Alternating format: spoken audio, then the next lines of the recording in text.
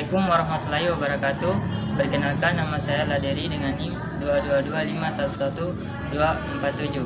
Tujuan saya membuat video ini adalah untuk presentasi mengenai aksi obat terhadap reseptor protein G dan angiotensin dan reseptor growth factor dan sitokin. Baik, langsung saja ke materinya. Yang pertama, aksi obat terhadap reseptor yang terhubung dengan protein G pada reseptor adrenergik dan reseptor angiotensin. Reseptor yang terhubung dengan protein G atau G protein coupled reseptor atau GPCRS adalah salah satu jenis reseptor sel yang paling umum dan penting dalam tubuh manusia. Reseptor ini memainkan peran kunci dalam berbagai proses fisiologis, termasuk penglihatan, penciuman, transmisi sinyal saraf, dan regulasi fungsi sel. Protein G memiliki struktur yang khas, yaitu terdiri dari 7 segmen transmembran alpha helix yang terhubung oleh 3 loop ekstraseluler dan 3 loop intraseluler. Selanjutnya, fungsi reseptor adrenergik. Reseptor adrenergik adalah kelas reseptor yang terikat dengan protein G, yang berperan dalam merespon neurotransmitter epinefrin dan norepinefrin. Terdapat 2 subtipe utama, yaitu reseptor alfa dan beta. Dengan beberapa subkelompok lainnya, reseptor ini terlibat dalam berbagai fungsi fisiologis seperti denyut jantung, kontraksi otot polos, serta pengaturan tekanan darah dan glukosa darah. Selanjutnya, aktivasi reseptor adrenergik oleh agonis. Yang pertama, aktivasi reseptor adrenergik oleh agonis-agonis. Agonis adrenergik seperti epinefrin dan norepinefrin berikatan dengan reseptor adrenergik dan memicu perubahan konformasi yang mengaktifkan jalur sinyal intrasel. Kedua, aktivasi protein G. Pengikatan agonis menyebabkan aktivasi protein G yang kemudian memicu kaskade reaksi untuk menghasilkan efek fisiologis yang diinginkan. Ketiga, peningkatan messenger sekunder. Aktivasi protein G menyebabkan peningkatan konsentrasi messenger sekunder seperti CAMP dan CA2+, yang memicu berbagai proses seluler dan respon fisiologis. Selanjutnya, antagonis reseptor, mekanisme aksi. Antagonis reseptor adrenergik dapat bekerja melalui beberapa mekanisme. Secara kompetitif, mereka bersaing dengan agonis untuk berikatan dengan reseptor. Secara allosterik, mereka dapat mengubah konformasi reseptor sehingga menurunkan afinitas agonis. Antagonis parsial dapat berikatan dengan reseptor namun hanya menghasilkan aktivasi sebagian dari reseptor tersebut. Selanjutnya, peran dalam sistem renin-angiotensin.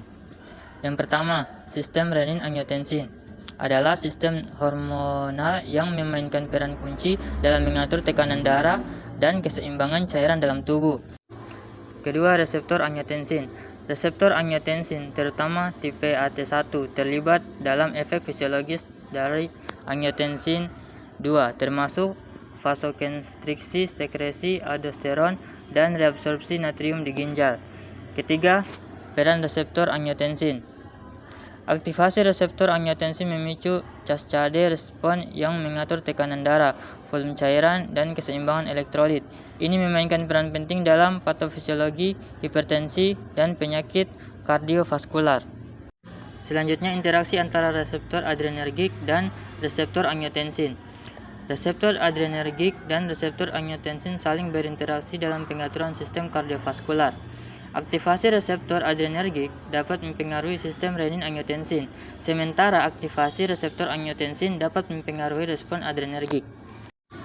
Kedua sistem reseptor ini terlibat dalam regulasi tekanan darah, denyut jantung, dan homeostatis cairan tubuh. Interaksi kompleks antara kedua sistem ini mencakup mekanisme di tingkat seluler dan molekuler.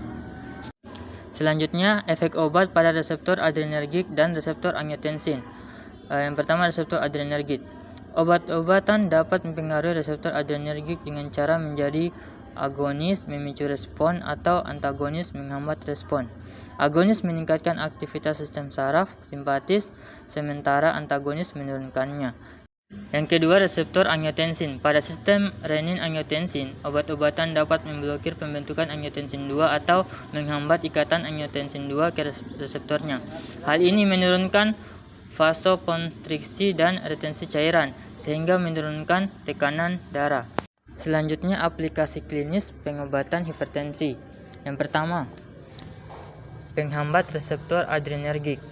Obat-obat golongan penghambat reseptor adrenergik beta blocker dapat menurunkan tekanan darah dengan mengurangi curah jantung dan kontraktilitas miokard. Yang kedua, penghambat reseptor angiotensin.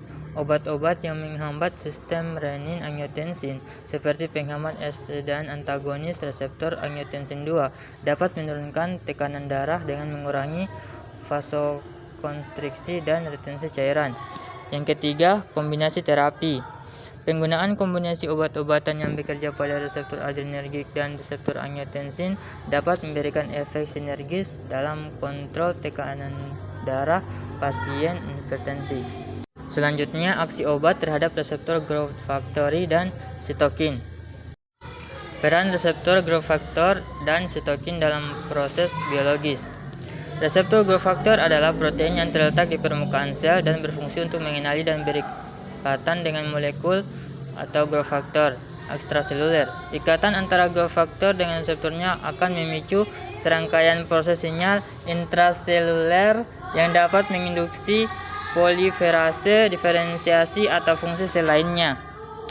Reseptor growth factor dan sitokin memainkan peran kunci dalam berbagai proses biologis yang penting bagi kesehatan dan fungsi tubuh yang optimal. Kedua molekul ini memediasi komunikasi sel-sel, mengatur proliferasi, diferensiasi, dan fungsi sel-sel di seluruh tubuh. Mekanisme aksi obat pada reseptor growth factor. 1. Penghambatan pengikatan ligan. Obat dapat menghambat pengikatan ligan growth factor pada reseptor, mencegah aktivasi dan sinyal transduksi yang menyebabkan proliferasi sel. Yang kedua, hambatan dimerisasi reseptor. Obat dapat mengganggu proses dimerisasi reseptor growth factor yang diperlukan untuk aktivasi dan sinyal selanjutnya. Yang ketiga, blokade aktivitas tirosin. Obat dapat menghambat aktivitas tirosin kinase di dalam reseptor growth factor, menghentikan fosforilasi dan transmisi sinyal. Selanjutnya, contoh obat yang menghambat reseptor growth factor.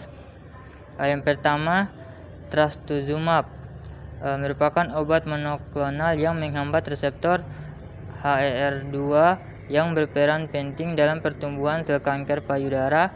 Trastuzumab sangat efektif dalam menghambat sel kanker dengan kadar HER2 tinggi. Yang kedua, erlotinib merupakan obat kecil yang menghambat reseptor EGFR pada sel kanker paru-paru.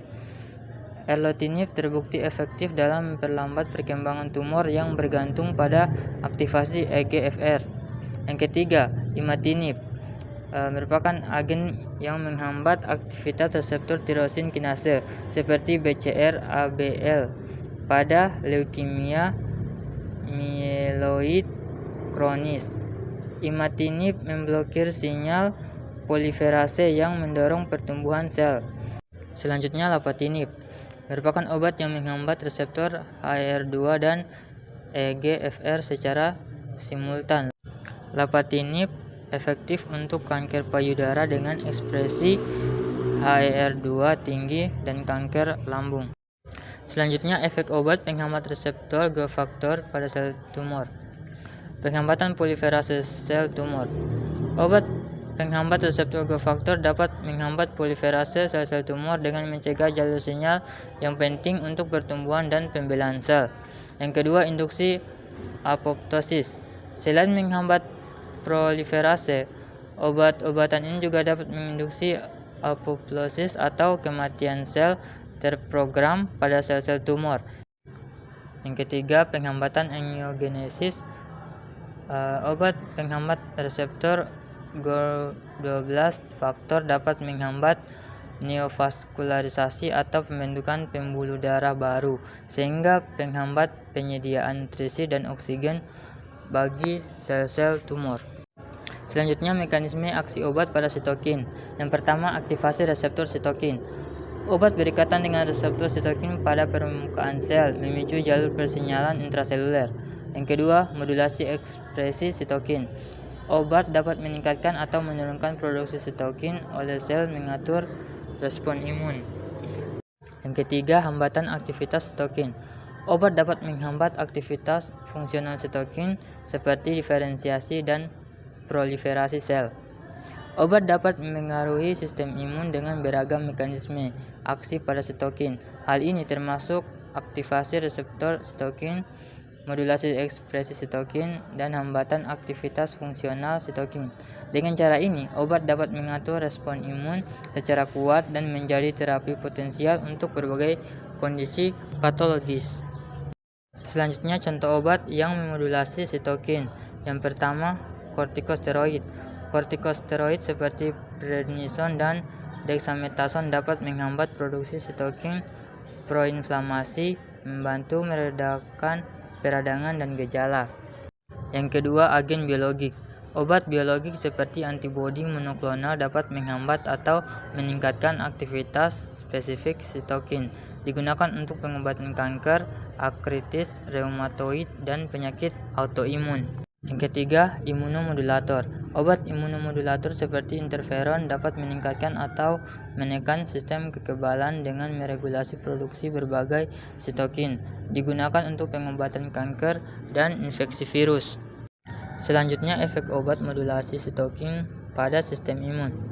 Obat-obatan yang memodulasi aktivitas sitokin dapat memberikan dampak signifikan pada fungsi sistem imun. Penghambatan sitokin proinflamasi dapat meredakan respons peradangan berlebih, sementara stimulasi sitokin imunoregulator dapat meningkatkan kemampuan sistem imun dalam menghadapi patogen dan sel abnormal. Sebagai contoh, obat biologik yang menghambat sitokin seperti TNF-alfa dapat mengurangi kerusakan jaringan pada penyakit autoimun, sementara stimulasi IL-2 dapat memicu aktivasi dan proliferasi sel T untuk melawan sel kanker.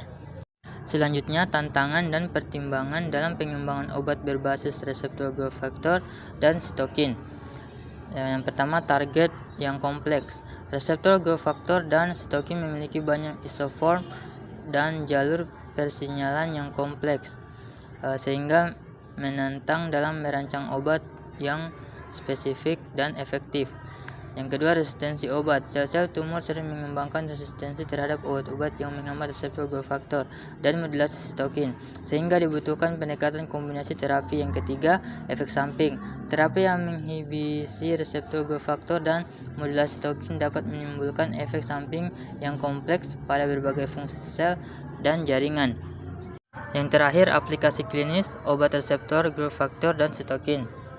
Obat yang menargetkan reseptor growth factor dan sitokin telah banyak diaplikasikan secara klinis, terutama dalam pengobatan penyakit kanker. Contohnya, obat anti-EGFR epidermal growth factor receptor seperti cetuximab dan panitumumab telah digunakan untuk mengobati kanker kolorektal dan kepala sampai leher.